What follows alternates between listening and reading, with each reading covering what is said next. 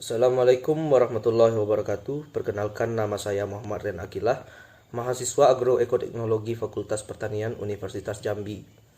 Kali ini saya akan menjelaskan tentang teknik inovasi tanaman pangan dan hortikultura. Pertanian merupakan bidang yang sangat penting untuk menunjang kehidupan umat manusia. Perkembangan pertanian diawali dari perubahan sosial yang terjadi di masyarakat prasejarah, yaitu perubahan dari budaya food gathering atau berburu dan meramu menjadi food producing, yaitu bercocok tanam. Pada periode bercocok tanam tersebut, bidang pertanian selalu mengalami perkembangan sesuai dengan tuntutan zaman. Bahkan, sejak revolusi industri di Inggris akhir abad ke-18, industri pertanian, termasuk juga industri pengolahan hasil pertanian, dan industri pangan berkembang dengan sangat pesat. Seperti yang kita ketahui bahwa Indonesia adalah negara agraris yang cukup besar dengan beraneka komoditi yang ditanam, baik dari tanaman pangan, tanaman perkebunan, ataupun hortikultura. Mungkin kita masih banyak yang belum mengetahui apa itu tanaman pangan ataupun hortikultura. Tanaman pangan yaitu adalah semua model tanaman yang di dalamnya ada karbohidrat serta protein sebagai sumber daya manusia.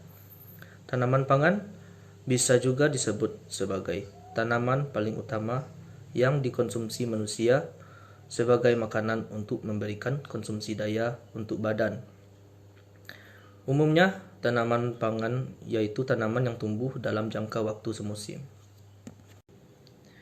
Adapun berbagai macam dari model tanaman pangan itu sendiri, yaitu adalah yang pertama, serealia. Serealia adalah sekumpulan tanaman yang ditanam untuk dipanen serta digunakan bijinya atau sebagai sumber karbohidrat.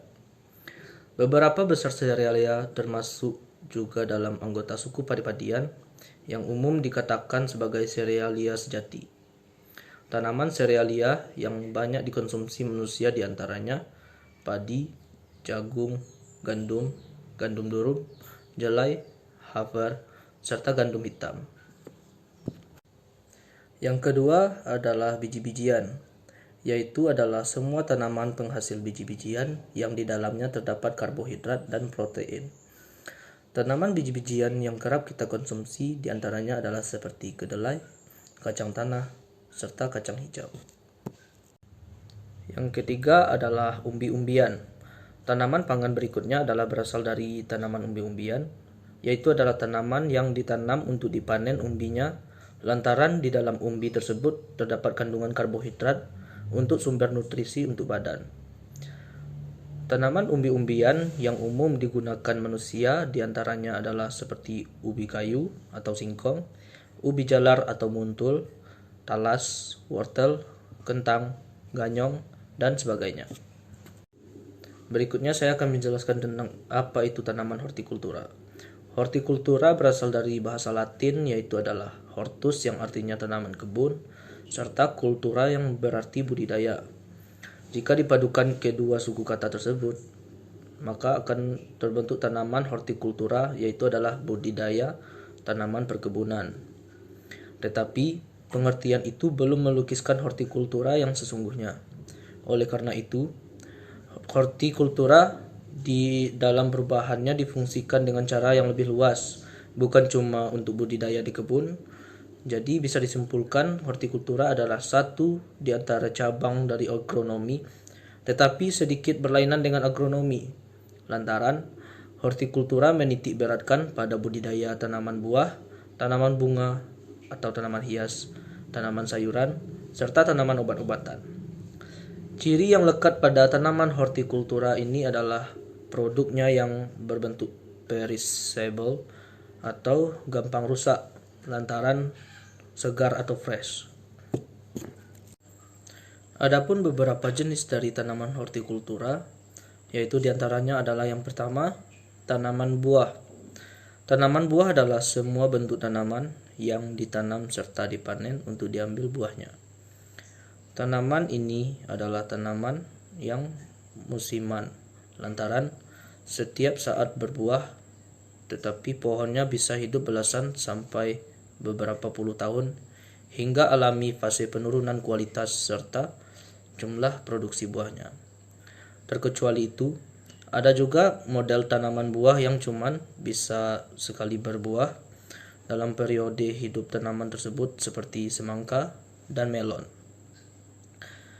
Beberapa jenis tanaman buah diantaranya seperti jeruk, apel, mangga, durian, kelengkeng, anggur, lemon, semangka, duku, serta lain sebagainya. Yang kedua adalah tanaman hias. Tanaman hias adalah komoditi tanaman yang bukanlah untuk dikonsumsi akhirnya, tapi untuk diambil kekhasan serta keindahannya. Tanaman hias terdiri jadi sebagian model seperti tanaman hias bunga, tanaman hias daun, serta tanaman hias batang. Yang ketiga, tanaman sayur-sayuran.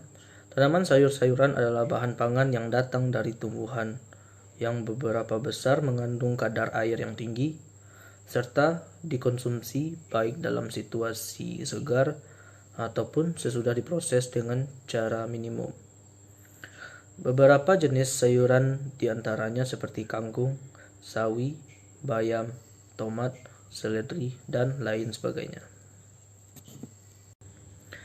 Yang keempat adalah tanaman obat-obatan. Tanaman obat-obatan itu sendiri adalah tanaman baik berbentuk umbi, biji, daun, dan sebagainya yang bisa digunakan untuk menyembuhkan penyakit ataupun memelihara stamina badan. Tanaman obat sekarang ini sudah berkembang di penduduk dengan adanya banyak dibangun tanaman obat keluarga atau umum disingkat dengan toga. Ada banyak model tanaman yang bisa dijadikan sebagai obat. Di antaranya seperti jahe, kunyit, daun dewa, daun sirsak, daun sirih, dan sebagainya.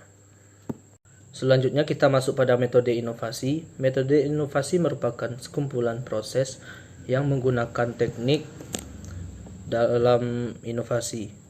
Secara umum, teknik inovasi menekankan pada siklus berpikir terus-menerus dengan menyediakan ruang untuk improvisasi yang terus berempati, uji kegagalan, sukses, empati, dan sebagainya. Penerapan teknologi inovasi pertanian berperan dalam meningkatkan produktivitas usaha tani, sehingga berpeluang untuk meningkatkan kesejahteraan hidup yang salah satunya diindikasikan dari meningkatnya ketahanan pangan rumah tangga petani.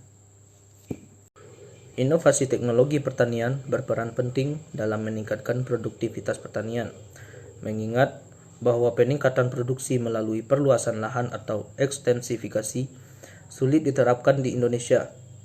Di tengah-tengah konversi lahan pertanian produktif ke non-pertanian semakin meluas.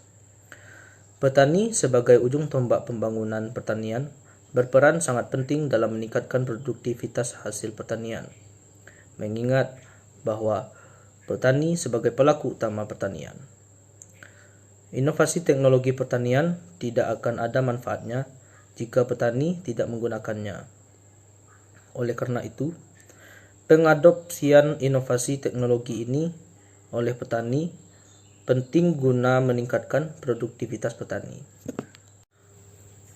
Sekian video dari saya, mohon maaf apabila terdapat kesalahan, dan terima kasih sudah mau menonton video dari saya tadi, dan saya tutup dengan wassalamualaikum warahmatullahi wabarakatuh.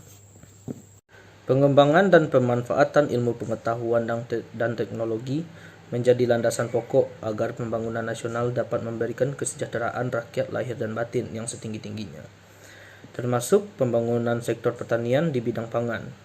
Penyelenggaraannya perlu menerapkan nilai-nilai ilmu pengetahuan dan teknologi, serta mendorong pemanfaatan pembangunan dan penguasaan ilmu pengetahuan dan teknologi atau IPTEK secara seksama dan bertanggung jawab dengan memperhatikan nilai-nilai agama serta nilai-nilai luhur budaya bangsa sehingga dapat mengupayakan pencapaian sasaran umum pembangunan jangka panjang yang diselenggarakan melalui berbagai bidang pembangunan. Sekian video dari saya, mohon maaf apabila terdapat kesalahan, dan terima kasih sudah mau menonton video dari saya tadi. Dan saya tutup dengan wassalamualaikum warahmatullahi wabarakatuh.